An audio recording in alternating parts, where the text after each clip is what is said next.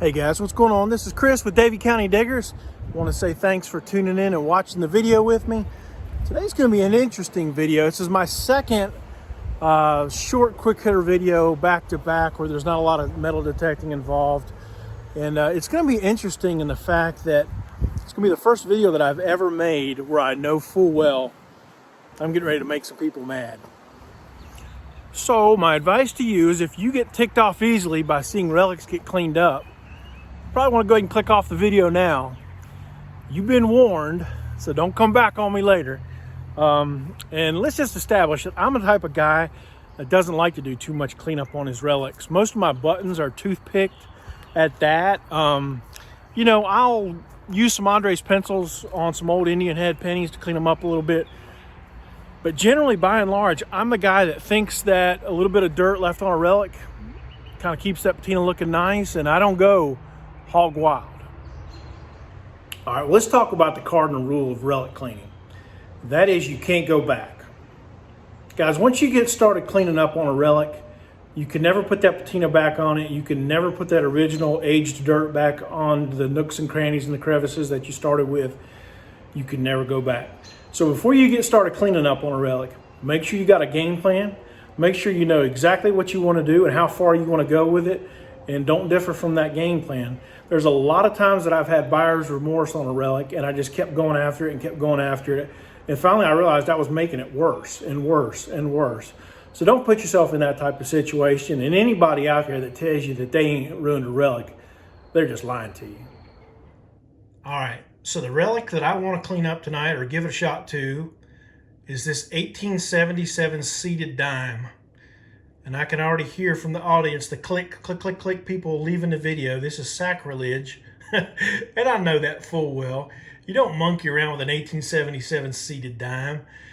But, you know, as I've looked at it, the face is not in terrible shape, but the back is pretty caked up. And I just wouldn't mind seeing it a little bit better. Now, folks, just know that anytime you do anything with a cleanup, there's a trade-off. So right now, I can see pretty good details on the face of Liberty sitting on the rock due to the staining in the dirt. You can see the shadows in the black, and it kind of gives definition to what I'm looking at. And I know full well that by taking that off, I may lose all that. It's just a price it's just a gamble that you take. So this is the relic that I'm going to try to clean up. I'm going to be using a recipe that my buddy Doug Bowden sent to me. And he's had some amazing results with coins before in the past. And, you know, there's a lot of guys that just jump all over them about how clean these coins turn up. Sometimes they look like proof coins.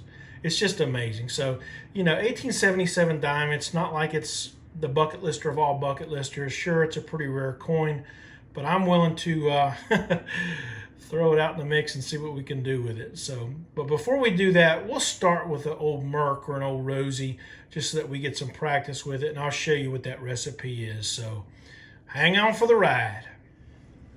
All right, guys, well, the first coin that we're going to attempt to clean up using this method is an old 1950 Rosie. There's nothing wrong with it. I mean, it's not really in all that bad a shape, but you can tell that there's some dark staining around the edges. There's some discoloration on the back. You know, where it gets worn, that's pretty clean, but there's some staining on this coin, so this is the first one we're going to attempt to monkey around with. All right, y'all, well, you are looking at the two ingredients as part of Doug's recipe that he's claiming will absolutely make a silver coin shine like crazy. According to Doug, his instructions are do not attempt to substitute either one of these products for anything even similar, that he's tried various different products, and this is the best combination. So you've got Tarnex tarnish remover, and you've got Connoisseur's jewelry wipes dry. I got this from Walmart for a couple bucks, and I know full well that these used to be sold at Walmart. They're even still on the Walmart website, but they didn't have any when I went there, so I picked them up for a couple bucks on Amazon. So this is what we need to get started. All right, well, the concept behind what we're doing here is not difficult at all. What we're going to do is pour a little bit of this Tarnex into a container. It's got a nasty rotten egg smell, kind of sulfury, but nothing too crazy. And we're gonna plop that Rosie on in there for, I don't know, about 30 seconds, something like that. And it's going to start to wear off that dark staining that's on that coin. All right, well, the Rosie's been in there about 30 seconds. I think it's had long enough to marinate. I'm gonna go ahead and take it out, and you can already see a lot of difference on it. And I'm just gonna kind of get the Tarnex cleaned off of there. Let me zoom back out just a little bit. Now, what I'm gonna do is I'm gonna take these connoisseur's wipes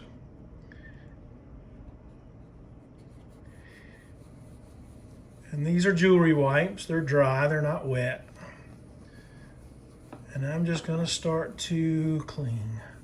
Just start wiping it back and forth. It's not hard. And you're already starting to see a pretty remarkable clean coming through on there that we didn't have before.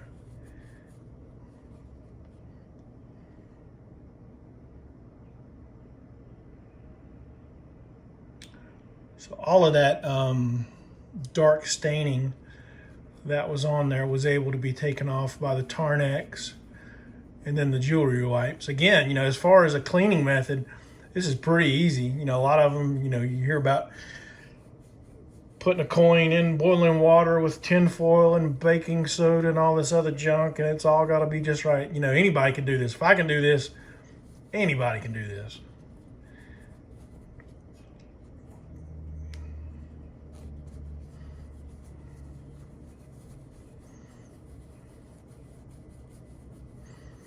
And just kind of working it around. You can see that dark is coming off on the rag.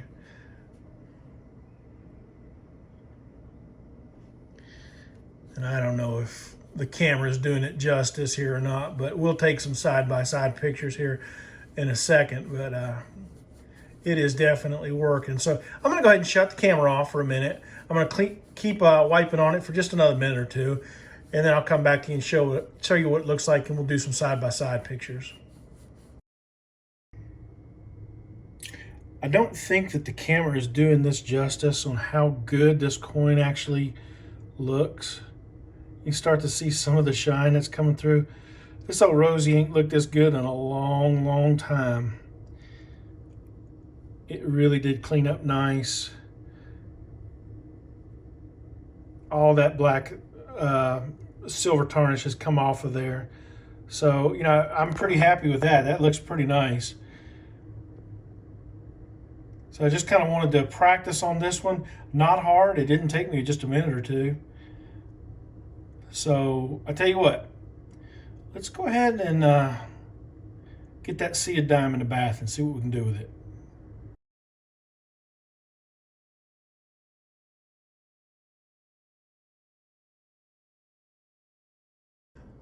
All right, so again, one more time on the seated dime before.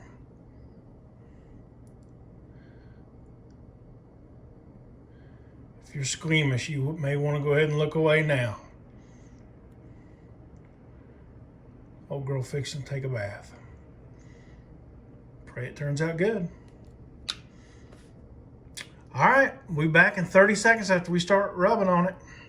All right, well, it's been in there probably about 35, 40 seconds. And during that time, I kind of hit a little bit with a toothbrush. So I don't know, honestly, if this is something that we may have to hit more than once or allow it to soak more than once. Let's go ahead and start rubbing on it with the connoisseur's wipes and see what happens. I'm kind of nervous right now, but it's just a coin. It ain't gonna be the end of the world one way or the other. I hear a lot of y'all wincing out there like, dude, what are you doing?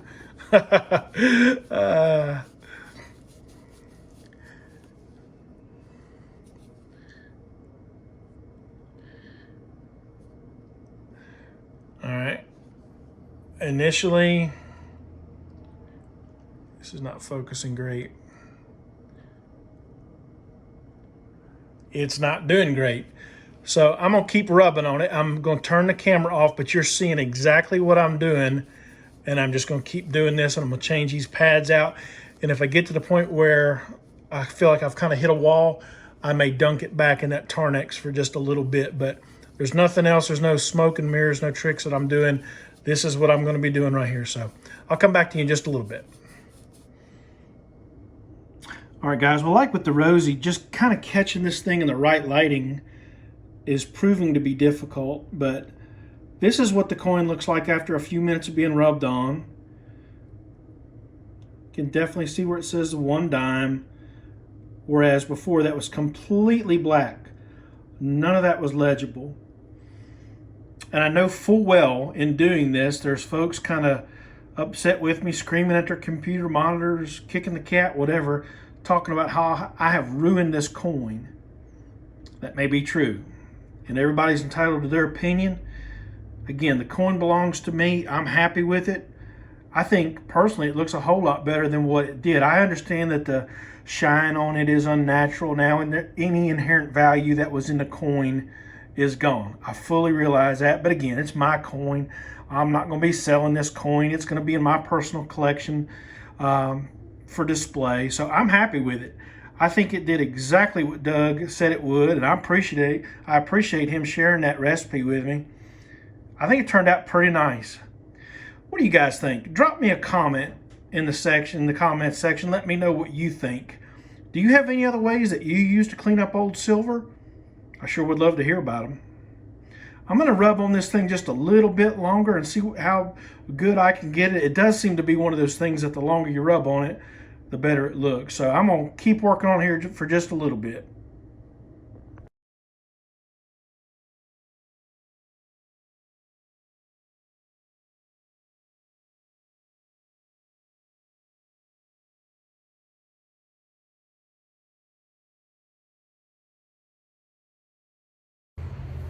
All right, guys, well, thanks a lot for tuning in with me. I had a lot of fun. I hope y'all maybe learned just a little something.